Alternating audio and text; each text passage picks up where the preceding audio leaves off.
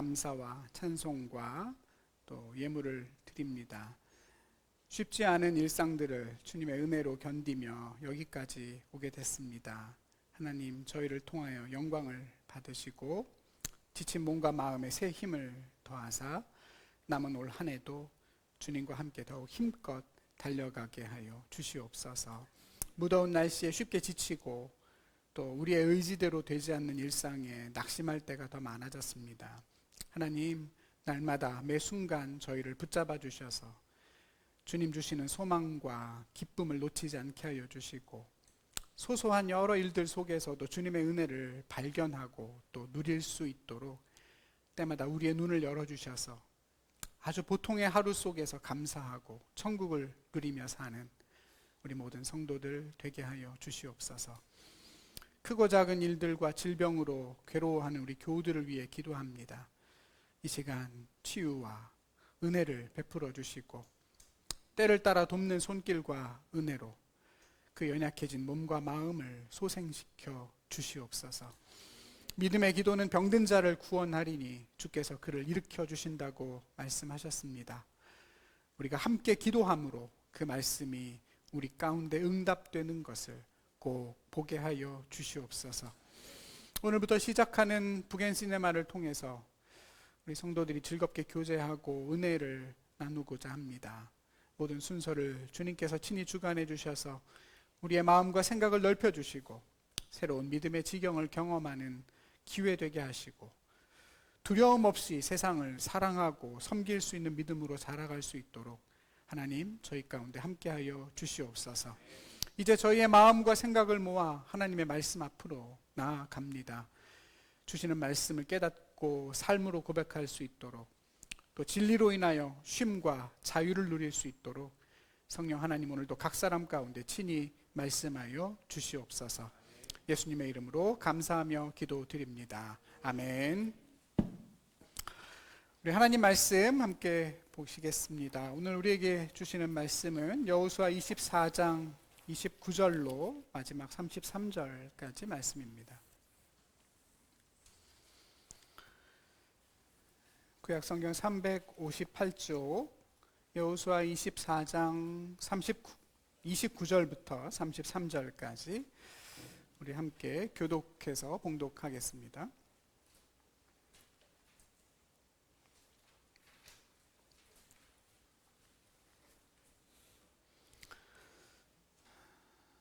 이 일 후에 여호와의 종 눈의 아들 여호수아가 110세에 죽음에 그를 그의 기업의 경내 딥나스라에 장사하였으니 딥나스라는 에브라임 산지 가산 북쪽이었더라.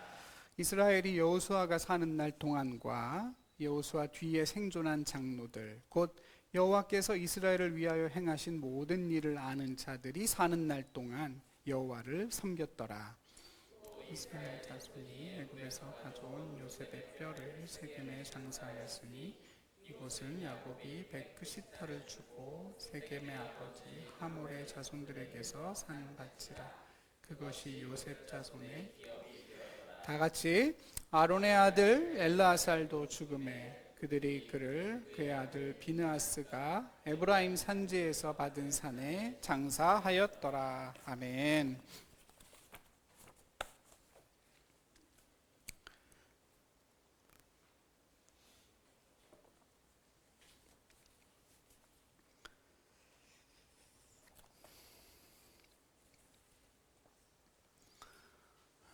오늘 본문 31절에 여호와의 종 여호수아를 오늘 말씀의 제목으로 삼습니다. 이 말씀이 저와 여러분의 삶이 되기를 바랍니다. 두 번의 고별사를 끝으로 여호수아는 결국 자신의 표현대로 온 세상이 가는 길로 떠났습니다. 그의 나이가 110세였어요. 애굽에서 태어나 노예로 살다가 출애굽을 경험하고 긴 광야 생활 동안 모세의 종으로 섬기다가 모세를 대신해서 이스라엘 백성들을 이끌고 요단강을 건너 가나안 땅에 들어왔습니다.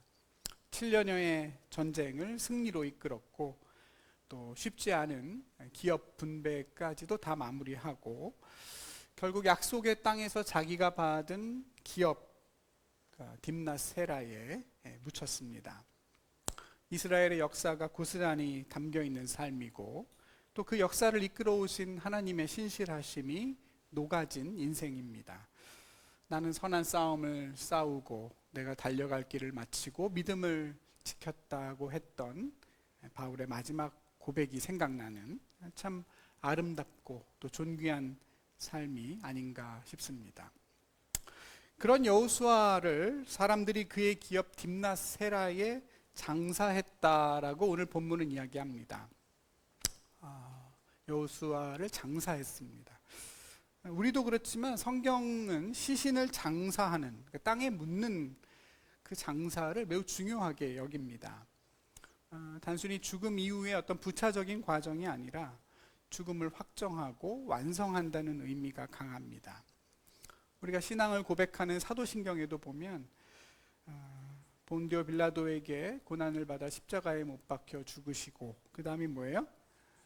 장사된 지 사흘 만에 부활하셨다 그러죠. 죽은 다음에 곧바로 부활하는 것이 아니라 죽고 장사한 후에 부활이 있습니다. 사람이 묻히는 것, 가장 낮은 곳까지, 어두운 곳까지 묻히는 그 과정을 거쳐야 비로소 부활의 영광이 있고 또 흙에서 온 육체가 결국 흙으로 돌아가는 그런 장사를 통해서 우리의 인생이 마무리된다는 것이 무척 의미 있게 다가옵니다.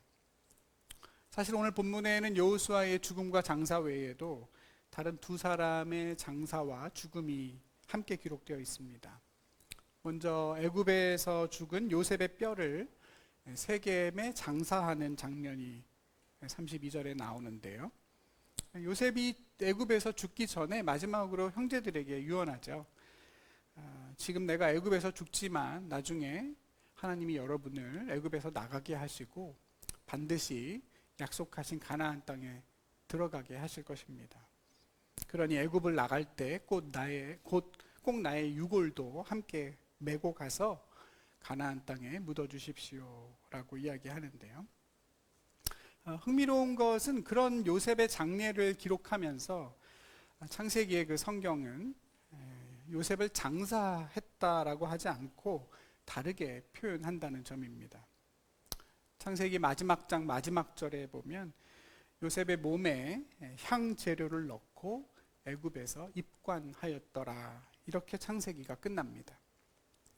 땅에 시신을 묻어서 장례를 치른다는 동사 카바르를 쓰지 않고 그냥 관에 사람을 넣어서 향을 넣었다라고만 표현해서 장사와 엄연하게 구별하는데요. 여러분, 입관은 장사와 다르죠? 입관한 뒤에 발인을 하고 그리고 땅에 묻게 됩니다. 그런데 애굽에서는 요셉의 시신을 장사했다는 얘기 없이 그냥 입관만 했다고 성경은 기록합니다. 물론 요셉의 시신을 따로 땅에 묻어뒀을 수도 있겠죠.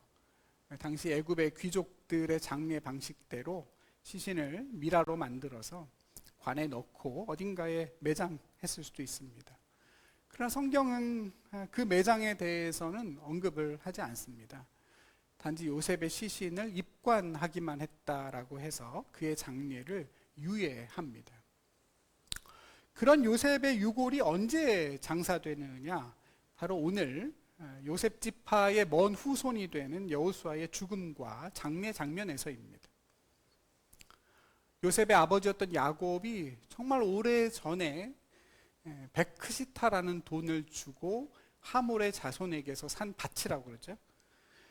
야곱이 하나님께 제사를 드리기 위해, 예배하기 위해 사두었던 세겜 땅 어딘가에 묻히게 됩니다. 요셉이 묻힌 이 세겜과 여호수아가 묻히게 되는 딥낫세라는 둘 다 에브라임 산지여서 아주 가까운 거리에 있습니다. 또 요셉과 여호수아는 우연히 죽은 나이도 같죠. 둘 다 똑같이 110세까지 살았습니다. 그들의 죽음이, 그들의 삶이 하나님의 언약 안에서 뭔가 연결되어 있다고 하는 것이 참 신기하게 다가옵니다. 사실 요셉이 죽고 난 다음 바로 요셉의 후손들이 출애굽한 건 아니죠, 여러분? 요셉이 죽은 그 시간과 출애굽 사이에는 적어도 350년의 시간이 있습니다.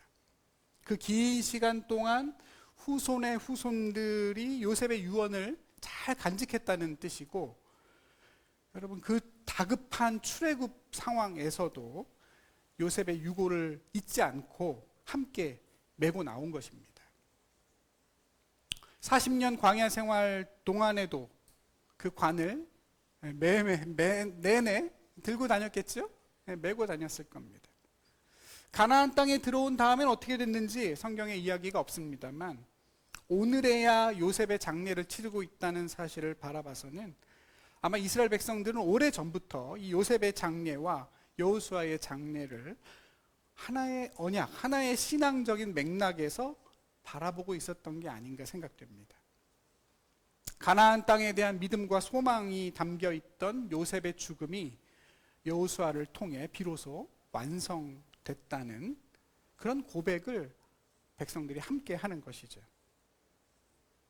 아브라함이 받아서 그 아들 야곱과 이삭이, 요셉이 간직했던 하나님의 약속, 그리고 모세가 그 구체적인 여정을 시작하고 드디어 여호수아를 통해 그 언약이 성취가 됩니다.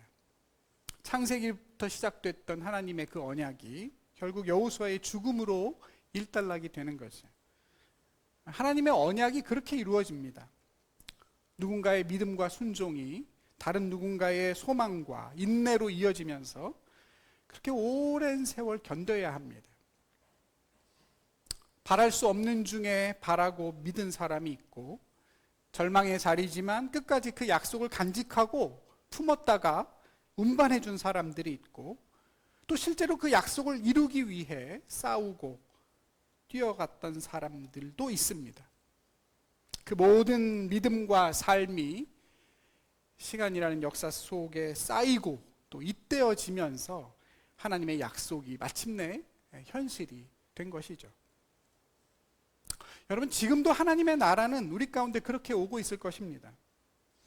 하나님이 주신 말씀을, 하나님이 주신 약속을 누군가는 바랄 수 없는데도 불구하고 마음에 품고 간직하는 것입니다. 그 약속을 물려주고 기억나게 하는 사람도 있고, 또 실제로 그 약속을 내가 싸워 쟁취하여 이루어내는 사람들도 있습니다. 그렇게 저마다의 부르심들이 모이고 이어져서 지금도 이 땅에 하나님의 나라가 오고 있을 것입니다.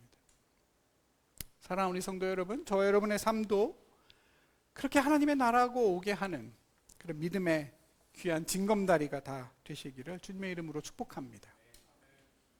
말씀드린 것처럼 오늘 본문에는 세 사람의 죽음과 장사가 함께 기록되어 있습니다.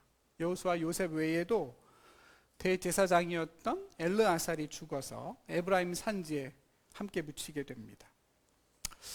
여호수아와 엘르아살, 이 두 사람은 출애굽 세대입니다. 그러니까 이 죽음은 여호수아와 갈렙 또 엘르아살로 대변되는 출애굽 세대의 완전한 퇴장을 의미하기도 하고, 또 다른 한편으로 보면 엘르아살은 제사장이죠. 그리고 여호수아는 물론 그 당시는 왕이 없는 시대이긴 하지만 지도자로 기름 부음을 받은 사람이니까, 그렇게 보면 요셉을 애굽에서 하나님의 약속을 증언한 선지자로 볼 수도 있을 것 같습니다. 제가 어떤 얘기를 하려고 하시는지 알겠죠? 이 세 사람의 역할들 하나로 모으면 메시아의 세 가지 직분이 됩니다. 자연스럽게 예수님을 바라보게 하죠. 여호수아라는 이름의 뜻은 여호와는 구원이시다입니다. 한번 따라해 보시겠습니까? 여호와는 구원이시다. 근데 히브리어 여호수아는 나중에 헬라어 예수가 되죠. 그러니까 이스라엘 백성들을 가나안 땅으로 인도했던 여호수아의 삶은 우리 같은 새 이스라엘 백성들을 하나님의 나라로 인도하신 예수 그리스도를 예표합니다. 여호수아의 삶을 예수님의 삶과 연관지어 생각해 보게 되는 또 다른 중요한 이유는 오늘 여호수아를 향한 오늘 성경의 표현 때문입니다. 죽음을 맞이하는 여호수아를 성경이 어떻게 부르는가? 29절에 보니까 여호와의 종 눈의 아들 여호수아 이렇게 말합니다. 여호와의 종 눈의 아들 여호수아. 이게 어떤 표현이 눈에 들어오세요? 눈의 아들은 아니죠? 어떤 분이 예전에 저한테 목사님 눈의 아들이라고 했는데 도대체 눈이 무슨 뜻이에요? 그렇게 물어보시더라고요. 아버지 이름이 눈이었던 거죠, 그렇죠? 눈 이게 아니고 눈의 아들이 눈에 들어오는 게 아니고 여호와의 종이 눈에 들어옵니다. 우리가 이 표현에 주목하게 되는 중요한 이유는 지금까지 단 한 번도 성경이 여호수아를 여호와의 종이라고 부른 적이 없기 때문입니다. 여호와의 종, 이 말은 지금까지 주로 누구에게 사용됐던 표현입니까? 여호와의 종 그러면 언제나 성경에서 모세입니다.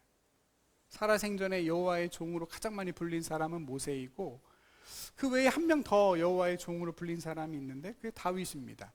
근데 다윗은 조금 애매한 것이 다윗을 가리켜서 객관적인 명칭으로 여호와의 종 이렇게 부른 적은 단 한 번도 없는데요.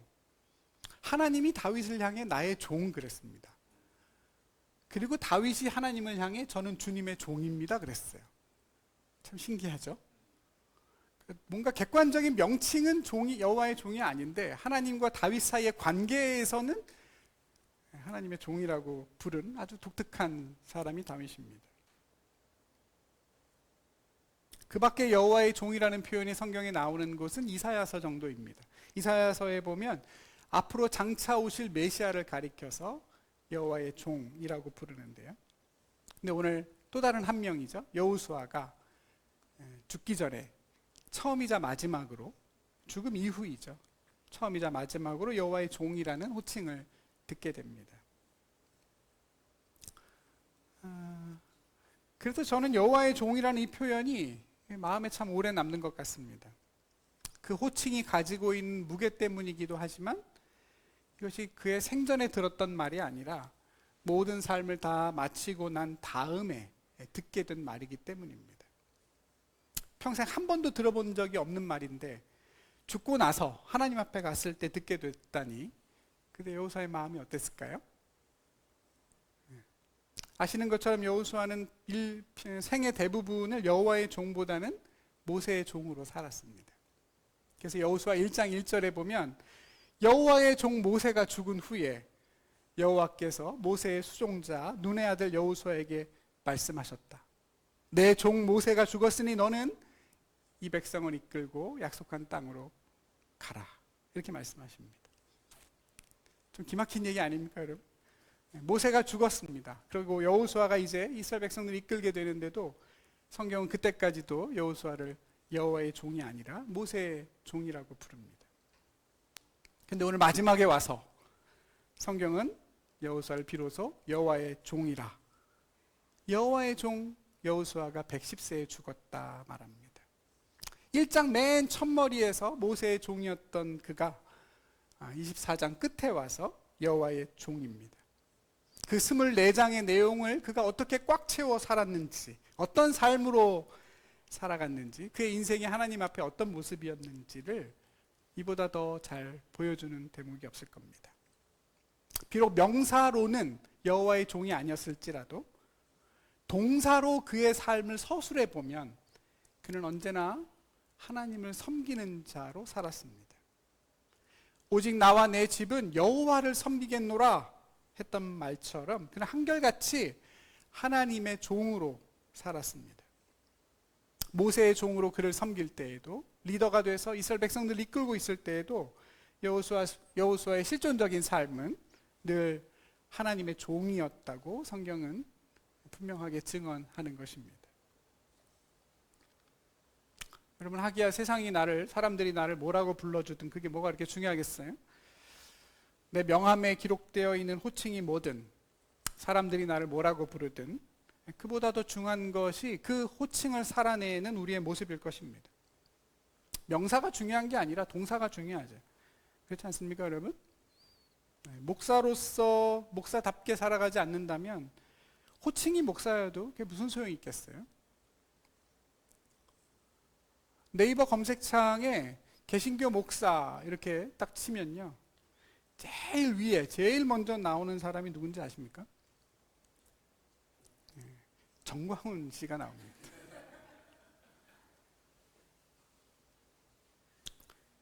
우리 한국 교회의 현 주소를 알려주는 거죠. 그리고 어떤 리더를 위하여 기도해야 되는지도 알게 됩니다.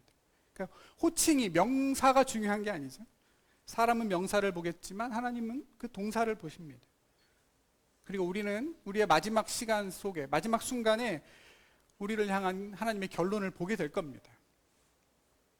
지금 내가 여기서 뭐라고 불리는지가 중요한 게 아니라 우리의 삶이 나를 뭐라고 증언하고 있는가, 나는 무엇의 종으로 살았는가. 우리가 얼마 지나지 않아 우리 모두가 다 그 마지막 판단 앞에 서게 될 것입니다. 사랑하는 우리 성도 여러분, 비록 우리를 부르는 호칭이 다 제각각이고 하는 일이 다 다르지만 저와 여러분 모두가 하나님을 섬기는 하나님의 종이라는 사실을 꼭 믿고 받아들이실 수 있기를 바랍니다. 하나님의 종이라는 것은 말 그대로 하나님을 위해 살아가는 사람을 뜻합니다. 하나님을 위해 살아가는 사람입니다. 이사야서에 보면 하나님의 종에 대해 이렇게 이야기합니다. 너는 나의 종이요 내 영광을 내 속에 나타낼 자다. 하나님의 종이 뭐라고요? 하나님의 영광을 그 속에서 그의 삶으로 나타낼 자입니다. 너무 멋지지 않습니까? 하나님의 영화로움을 간직하고 그 영광이 그의 삶을 통해 드러나는 사람을 성경은 여호와의 종이라고 말합니다. 나의 이름과 나의 자랑과 나의 존귀함이 아니라 하나님의 영광이 그의 삶에서 빛나는 그런 존재, 하나님의 종입니다. 하나님의 영광이 여러분의 삶을 통해 반드시 빛나기를 축복합니다. 중요한 건 명사가 아닙니다. 동사예요. 내가 하나님의 종으로서 하나님의 영광을 담고 있는 존재이고 그 영광을 나타낼 부르심이 있다는 사실을 잊지 않고 그에 합당한 삶을 항상 선택해 나가야 합니다. 먹든지 마시든지 무엇을 하든지 하나님의 영광을 위하여 해야 하고, 무슨 일을 하든지 마음을 다해서 사람에게 하듯 하는 것이 아니라 하나님에게 하듯 행해야 하고, 제일 쉬운 방법은 늘 하나님을 찬양하는 것이죠. 언제나 내 입술로 하나님을 찬양하고 하나님을 자랑하는 것입니다. 더 나아갈 수 있다면 우리의 언행을 통해서 하나님의 영광이 나타나는 그 길을 항상 선택하고 살아가는 것, 그것이 성도의 삶이고 저와 여러분을 향한 가장 존귀한 부르심이라는 사실을 우리가 모두가 잊지 않았으면 합니다. 사랑하는 우리 성도 여러분, 다시 한번 권면합니다. 하나님의 종이라는 사실을 받아들이고 신실하게 그 믿음의 길을 걸어가시길 바랍니다. 사람들 앞에서는 왕인데 다윗은 언제나 하나님의 종됨을 사모했습니다. 시편에 보면 그의 고백이 엄청 많이 나오죠. 나는 하나님의 종이길 바란다는. 그의 신앙의 초점이 거기에서 떠나지 않았다는 뜻입니다. 7월에 우리가 새롭게 묵상을 시작하고 있는데 요한계시록 1장 1절에 보니까 거기에 종이란 단어가 수없이 나옵니다. 사도 요한이 요한계시록 1장 1절에서 이렇게 말하죠. 예수 그리스도의 계시라. 이는 하나님이 반드시 속히 일어날 일들을 그 종들에게 보이시려고 그의 천사를 그 종 요한에게 보내어 알게 하셨다 그랬습니다. 하나님의 종을 보내어 종들에게 말씀하셨다. 계시의 말씀을 듣는 것도 종들이고 요한도 자신을 하나님의 종이라고 소개합니다. 여러분, 하나님의 종으로 산다는 건 대단히 위대한 일입니다. 그렇지 않습니까? 우리 인간이 하나님의 종으로 하나님의 영광을 담아내고 산다는 것은 너무나도 위대한 일입니다. 그걸 알고 깨달은 사람들은 주저없이 하나님의 종이 되기를 바라고 종이 되는 삶을 결단합니다. 인류 역사상 가장 위대한 음악가이자 음악의 아버지라 불리는 여러분 요한 세바스찬 바흐는 일평생 한 지역교회의 성가대 지휘자이자 음악 감독으로 섬겼습니다. 매주 부르는 성가대 찬양을 작곡하고 지휘를 했어요. 지금도 그의 유해가 그 교회 지하에 묻혀 있습니다. 라이프치히에 가면 있다는데요. 내게 주신 은사와 힘을 가지고 교회와 성도를 섬기는 그 일을 여러분 결코 가볍게 보시면 안 됩니다. 하나님의 종으로서의 삶이 거기서 시작되고 또 완성됩니다. 잘하고 못하고가 중요한 것이 아니라 지금 내가 누구를 섬기고 있는지를 잊지 않아야 되겠지. 그게 무슨 일이든 내가 하나님의 종이라는 사실을 잊지 않고 그에 합당한 자부심과 열정을 가져야 됩니다. 누군가 인생에 대해서 인생은 B2D라고 그랬습니다. B에서 D로 가는 C의 여정이다.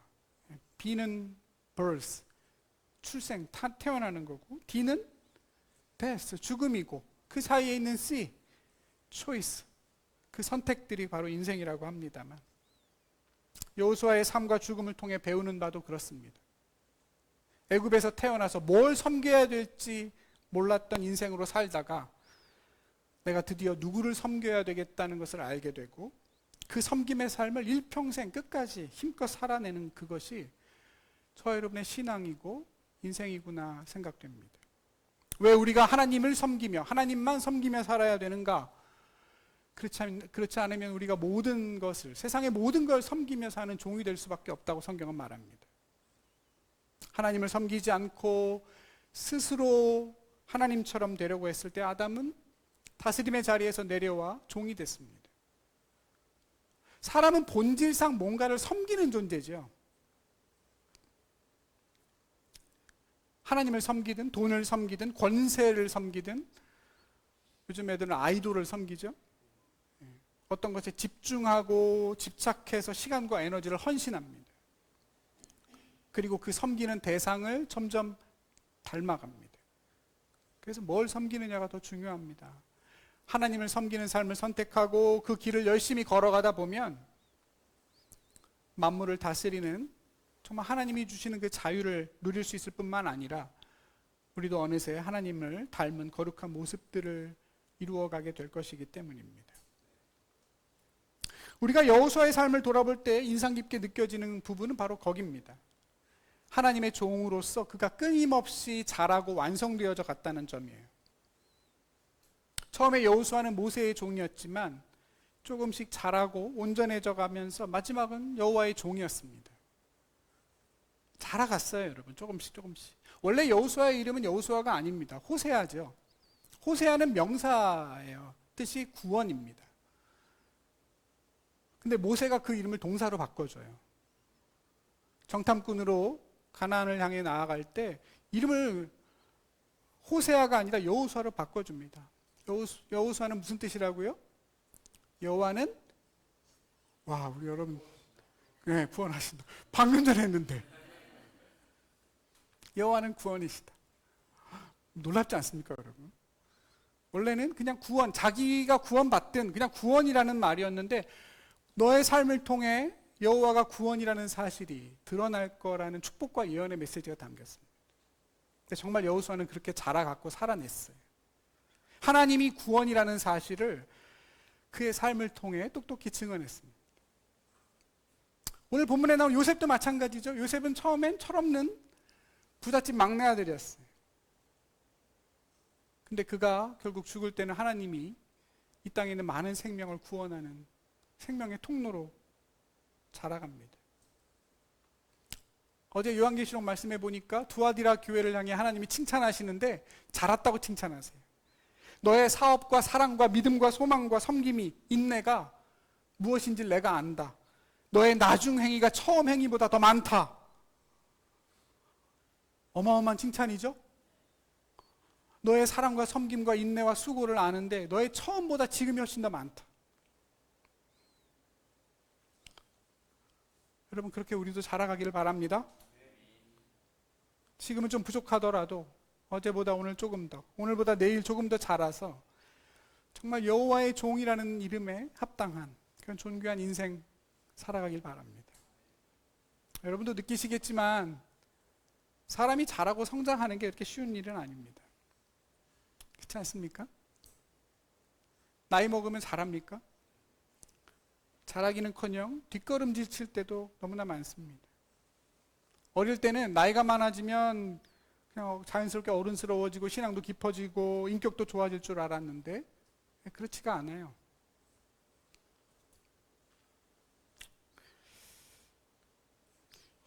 저는 요즘에도 아침마다 시래기 해장국을 먹는데요.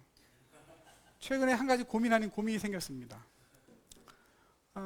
사실 아침에 그 집이 문을 열기도 전에 이제 저희는 들어가서 식사를 해서 원래는 주변에 사람 없이 그냥 저희끼리 먹을 때가 많았거든요.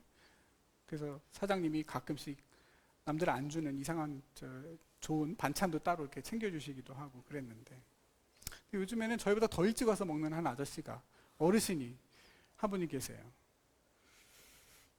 근데 이분이 식사를 하면서 아침부터 좀 지저분한 얘기일 수도 있는데, 식사를 하시면서 트림을 너무 크게 하시는 거예요.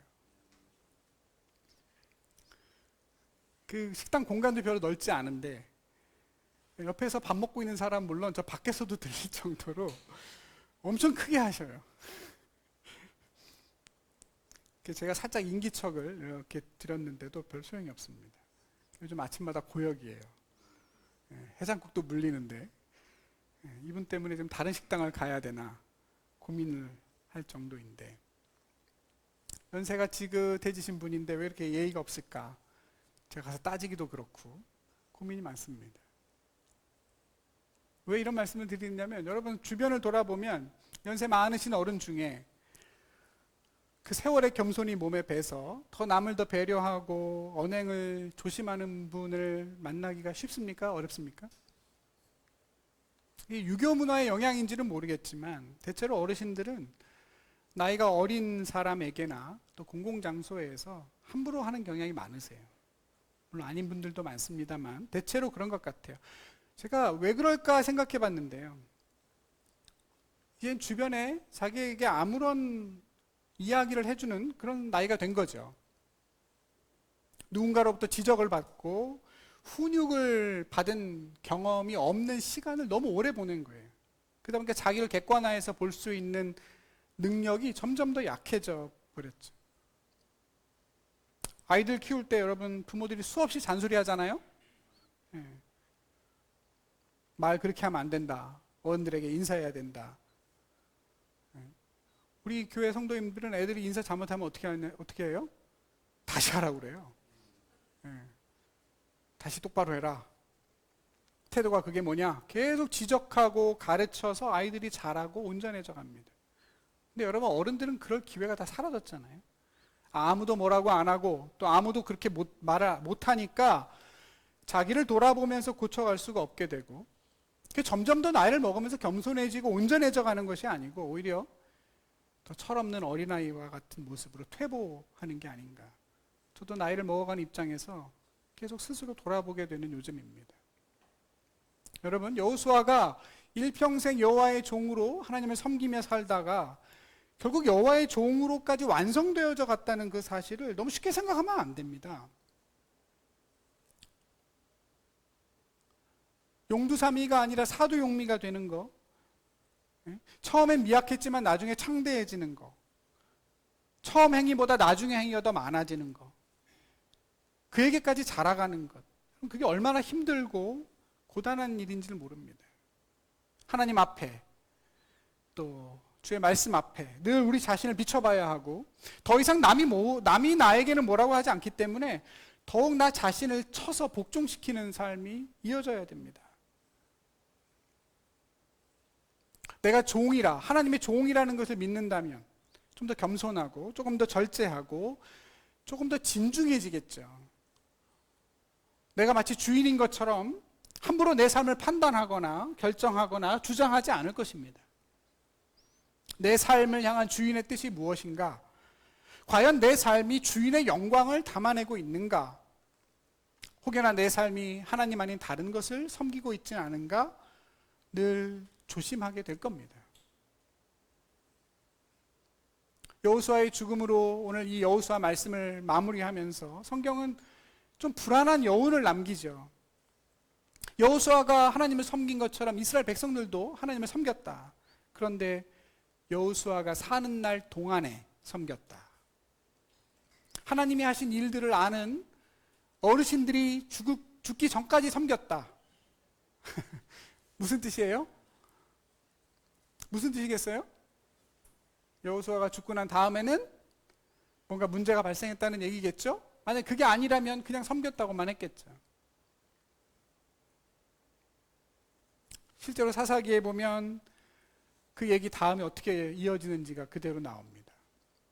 31절에 여호수아와 하나님이 하신 일을 아는 사람들이 살아있는 동안에는 하나님을 섬겼다 그랬는데, 바로 그 내용을 그대로 받아서 사사기 2장에 그 밑에 감춰진 얘기가 나옵니다. 여호와의 종 눈의 아들 여호수아가 110세의 죽음에 그를 장사했다. 그 세대의 사람들이 다 하나님께로 돌아갔다. 그런데 그 다음에 어떻게 됐느냐? 이스라엘 자손이 여호와의 목전에 악을 행하여 바알들을 섬기며 애굽 땅에서 그들을 인도하여 내신 그들의 조상들의 하나님을 버리고 다른 신들에게 절하여 여호와를 진노하게 하였다. 여호와께서 이스라엘에게 진노하사 노략하는 자의 손에 그들을 넘겨주셨고 그들이 노략을 당하게 하셨다. 주위에 있는 모든 대적의 손에 팔아 넘기심에 그들이 다시는 대적을 당하지 못하였으며 그들이 어디로 가든지 여호와의 손이 그들에게 재앙을 내리시니 곧 여호와께서 그들에게 말씀하신 것과 같고 하나님이 맹세하신 것과 같아서 그들의 괴로움이 심하였더라. 그렇게 혼돈과 흑암의 사사시대에 300년이 시작됩니다. 잘한 게 아니라 시들어갔어요. 우리도 그러기 쉽지 않겠습니까? 여호수아가 살아있는 동안만이라도 섬긴 게 다행인지도 모르겠어요. 지난번에도 말씀드린 것처럼 신앙은 유전되지도 않고 세습되지도 않아요. 모든 사람 각자가 때마다 자기가 섬길 자를 택해야 되고 그걸 실제로 삶으로 살아내면서 기회가 있을 때마다 자녀들에게 열심히 하나님의 말씀을 강론하고 부모의 모습을 보면서 자연스럽게 하나님 섬기는 길을 보고 배울 수 있도록 도와줄 수 있을 따름이에요.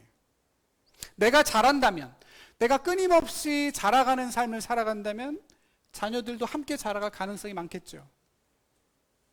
내가 하나님의 종이라는 삶을 선택하고 오직 나와 내 집은 여호와를 섬기겠노라 믿음으로 고백할 수 있다면 주 예수를 믿으라 그리하면 너와 내 집이 구원을 얻겠다는 그 약속 그대로 우리의 가정도 믿음 안에서 함께 자라가게 될 겁니다. 여러분, 저와 여러분의 가정이 그러기를 바라고 우리 아이들의 믿음이 자라기를 바라는 만큼 먼저 우리가 자라기를 힘쓰는 저와 여러분 되기를 소망합니다.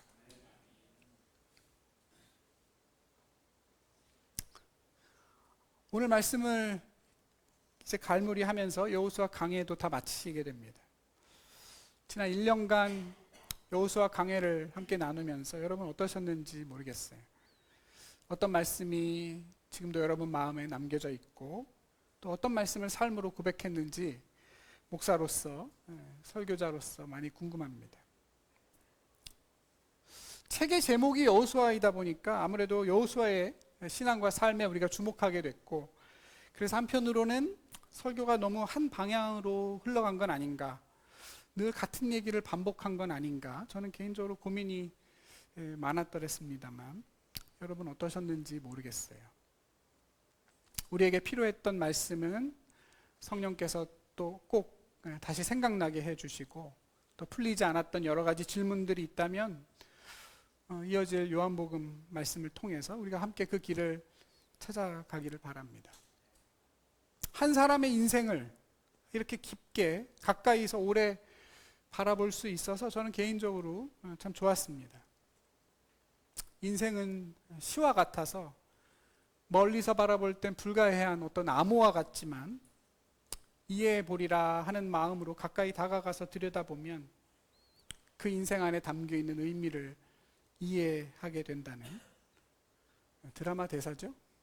요즘 저희 아내가 잘 보고 있는 드라마에 나오는 대사입니다만 마치 시를 들여다보듯이 여호수아의 삶을 들여본 것 같고 그러다 보니 일평생 여호와의 종으로 살고자 했던 한 사람의 진심을 마주하게 돼서 또 그 사람이 어떻게 자라고 어떻게 완성되어져 갔는지를 볼 수 있어서 참 좋았던 것 같습니다. 저희 교회 올해 표어가 범사에 그에게까지 자랄지라입니다. 어떻게 하면 그에게까지 자랄 수 있는가?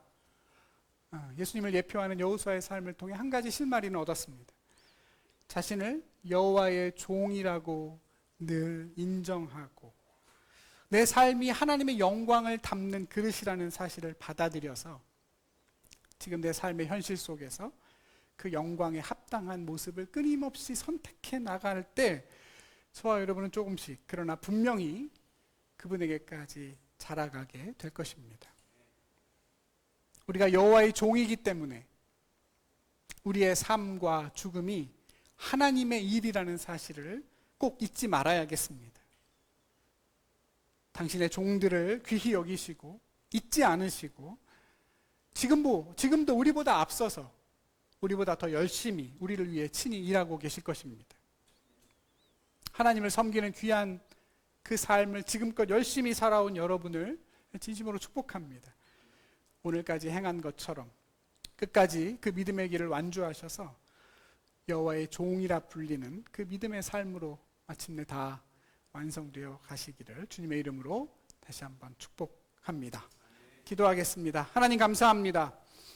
여호와의 종으로서 귀한 믿음의 삶을 끝까지 완주했던 여호수아처럼 저와 우리 성도들의 삶도 더 온전해지고 자라가서 마침내 여호와의 종으로서 온전히 정금처럼 완성되어져 갈 수 있도록 하나님 인도하여 주시옵소서. 예수님의 이름으로 기도드립니다. 아멘. 책거리를 뭐 한다 그러던데, 네. 우리는 그런 거 없고 우리 일어나서 함께 찬양했으면 좋겠습니다. 우리 말씀 생각하면서 함께 찬양합시다.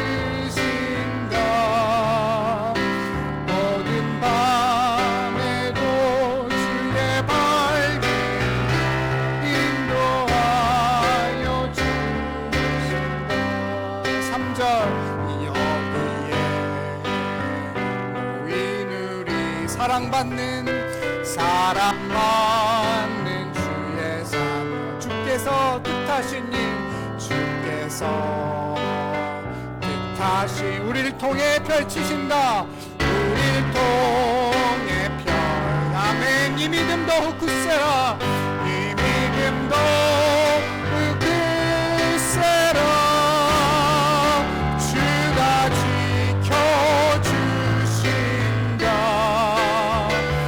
어두운 밤에도 주의 밝은 빛 인도하여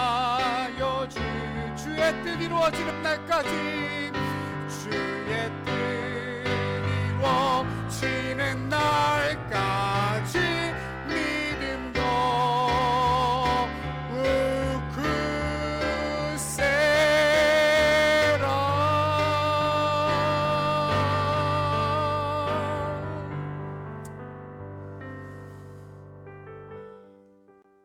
하나님, 우리가 이 땅에서 하나님의 종으로 부름받았음을 이 시간 감사와 기쁨으로 고백하고 또 삶으로 그 고백을 온전히 살아내게 하여 주시옵소서. 우리의 삶을 통해 하나님의 영광이 꼭 나타나게 하여 주시고, 날이 갈수록 그 모습이 날로 자라고 온전해져서 결국 나의 나된 것은 다 내려놓고 오직 하나님의 은혜만이 증언되는 그런 믿음의 여정으로 끝까지 완주할 수 있도록 하나님 도와주시옵소서. 우리 시간 말씀을 기억하면서 함께 한 목소리로 기도하면 좋겠습니다. 다 같이 기도하겠습니다. 하나님 감사합니다. 오늘도 다시 한번 주의 말씀을 통하여 하나님의 뜻을 깨닫고 배우게 하시니 감사합니다.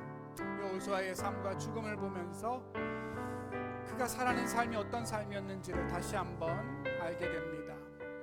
그가 살아온 많은 인생길을 하나님은 단 한마디로 여호와의 종이었다고 판단하셨습니다. 그가 어떤 모습으로 어떤 이름으로 살았든 그것이 중요한 것이 아니라 그의 실존이, 그의 삶이 하나님을 섬기는 삶이었고 그의 삶을 통해 하나님의 영광이 나타났다는 뜻인 걸로 배웠습니다. 하나님, 내 삶을 그렇게 살아내기 원하고 마지막 순간까지 하나님 그 길을 힘껏 걸어가기를 기도합니다. 지금은 아직 많이 부족한 목사이지만 주여, 내 눈을 감는 그 순간에 내가 장사되어 주님을 봅게 되는 그때까지 날마다 조금씩 더 자라서 하나님 앞에 정말 여호와의 종이라는 이름에 부끄럽지 않은 삶을 살게 하여 주시옵소서. 우리 성도들 하나님 진심으로 축복하며 기도합니다. 오늘까지 살아왔던 하나님의 종된 삶을 끝까지 완주하게 하여 주시고 어제보다 오늘, 오늘보다 내일 조금 더 온전해지고 조금 더 자라갈 수 있는 믿음으로 하나님 인도하여 주시옵소서. 너무나 힘들고 어려운 인생길에서 우리의 삶의 표대를 놓치지 않기를 원합니다. 여호와의 종된 삶을 늘 품게 하여 주시고 날마다 그 종에 합당한 삶을 선택할 수 있도록 믿음과 은혜를 더하여 주시옵소서. 주님, 우리 주의 성도들 가운데 믿음을 더하여 주시고 그 길을 완주해낼 수 있도록 하나님 오늘도 은혜와 믿음을 더하여 주시옵소서.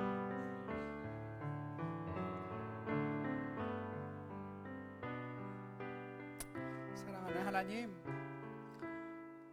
우리가 이 땅 가운데 여호와의 종으로 부름받았음을 이 시간 감사와 기쁨으로 고백하고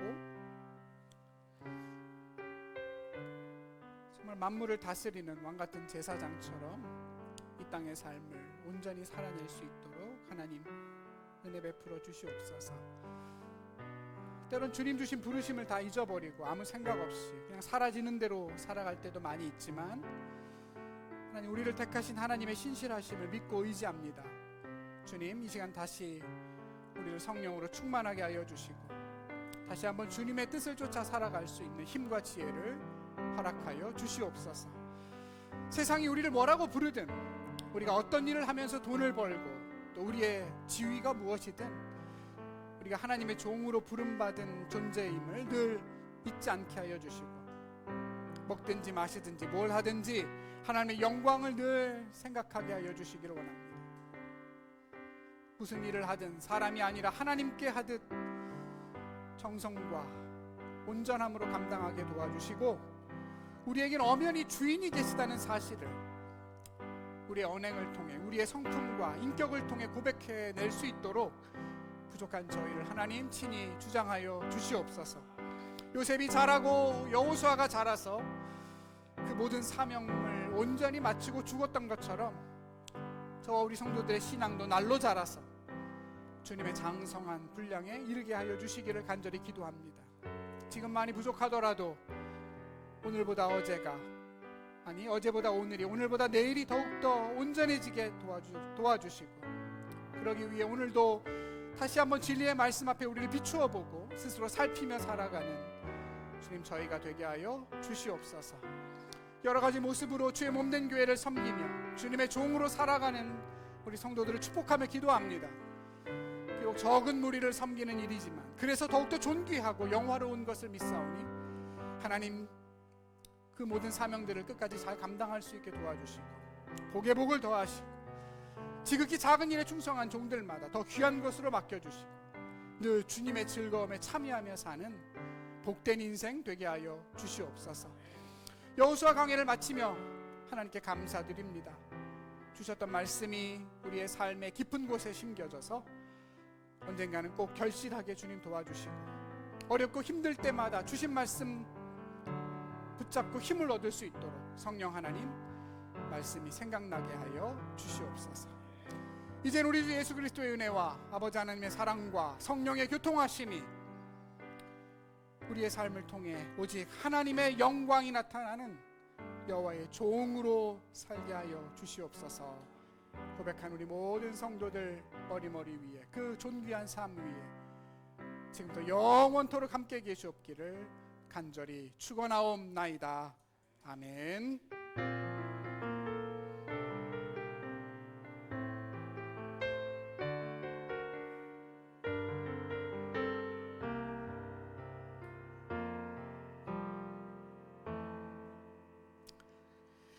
이상으로 오순절후 네 번째 주일 예배를 모두 마쳤습니다. 우리 하나님께 영광 돌리겠습니다. 할렐루야.